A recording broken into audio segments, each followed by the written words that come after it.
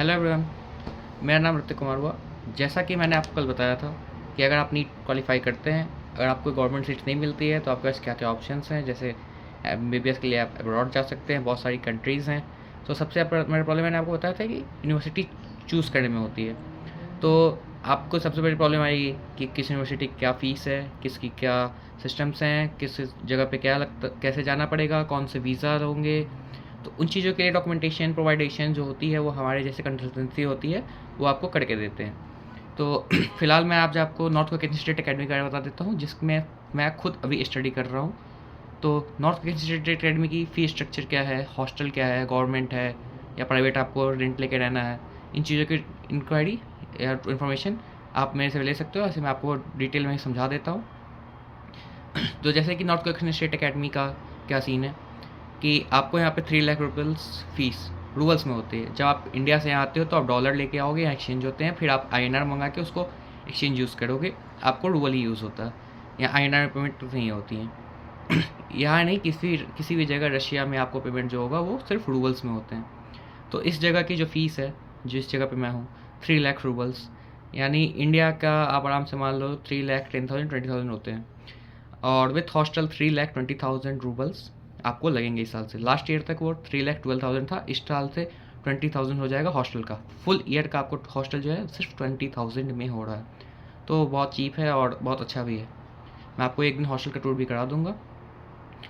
आपको 3,20,000 आपको जो हो गया सिर्फ हॉस्टल और यूनिवर्सिटी की हो गई। उसके ऊपर जो चार्जेस होते हैं, डॉक्यूमेंटेशंस के होते हैं, नारकोटिक्स होते हैं, इंश्योरेंस होता है, ग्रीन कार्ड का टेस्ट होता है, इन चीज़ों के टेस्ट आपको अलग से पे करने होते हैं। कंसल्टेंसी चार्ज आप जिसके थ्रू आ गए आपको उसको पे करने होते हैं।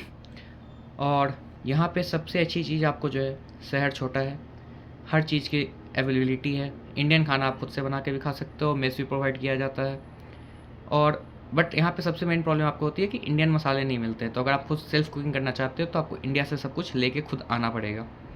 और यूनिवर्सिटी के टीचर्स सब चीज़ें इंग्लिश में पढ़ाई होती हैं। 3 साल के लिए आपको लैंग्वेज के लिए रशियन पढ़ाया जाएगा, ताकि आपको यहाँ पे कम्युनिकेशन में दिक्कत ना आए। क्योंकि ऑलमोस्ट एवरी प्लेस, या इंडिया में हो या फिर रशिया में, हर कोई इंग्लिश नहीं बोलता। तो आपको वहाँ के लोकल्स पीपल से बात करने के लिए, आपको सामान खरीदने के लिए, आपको कम्युनिकेशन के लिए लैंग्वेज के कोर्स भी 3 साल के लिए कराई जाती है, ताकि आप अच्छे से सूटेबल हो सको जगह के लिए। बात रही अच्छे से, छुट्टियाँ होती हैं, छुट्टियों में आप बाहर घूमने जा सकते हो। इन्फॉर्मेशन प्रोवाइड करो डीन ऑफिस आपको इन्फॉर्मेशन प्रोवाइड करके आपको एप्लीकेशन लिखवाएगी। एप्लीकेशन लिखवा के कहीं भी छुट्टी में भी घूमने जा सकते हो। जैसे यहाँ पे बात होती है छुट्टियाँ कब से कब होती हैं। तो जैसे जो हमारा स्टार्टिंग बैच होता है सितंबर में होता है, 1 सितंबर टू दिसंबर में आपको फर्स्ट सेमेस्टर ख़त्म हो जाता है। फिर 1 महीने का आपको हॉस्पिटल प्रैक्टिस कराया जाता है, दोनों सेमेस्टर। 1 महीने की हॉस्पिटल प्रैक्टिस होगी, फिर आपको क्लासेस चलेंगे सेकंड सेमेस्टर की फ़ीस आपको जनवरी तक पे करनी होती है। सब कुछ करने के बाद आपको यहाँ पे, अगर आप अच्छे से पढ़ते हो तो 20% की स्कॉलरशिप भी आपको मिलती है, अगर आपका एकेडमिक परफॉर्मेंस अच्छा है तो इन चीज़ों के बारे में अगर और कुछ जानकारी चाहिए आपको, जैसे शहर का भी कैसा है, किसी से कॉन्टैक्ट करना हो, आपको किसी बच्चे से बात करनी हो, आपको यहाँ पे एडमिशन लेना चाहते हो, किसी भी चीज़ की जानकारी के लिए आप मुझे कॉन्टैक्ट कर सकते हो। मैं अपना नंबर डिस्क्रिप्शन में ऐड कर रहा हूँ, इंस्टाग्राम पे भी ऐड कर दूँगा। आप मुझे वहाँ से कॉन्टैक्ट करके इस यूनिवर्सिटी के बारे में और बाकी यूनिवर्सिटीज़ के बारे में आपको अगले वीडियोज़ में बताऊँगा कि कैसे किस यूनिवर्सिटीज़ की क्या फ़ी स्ट्रक्चर है, कैसे क्या सिस्टम है और कैसे आप वहाँ पे एडमिशन ले सकते हो। चलिए फ़िलहाल के लिए बाय।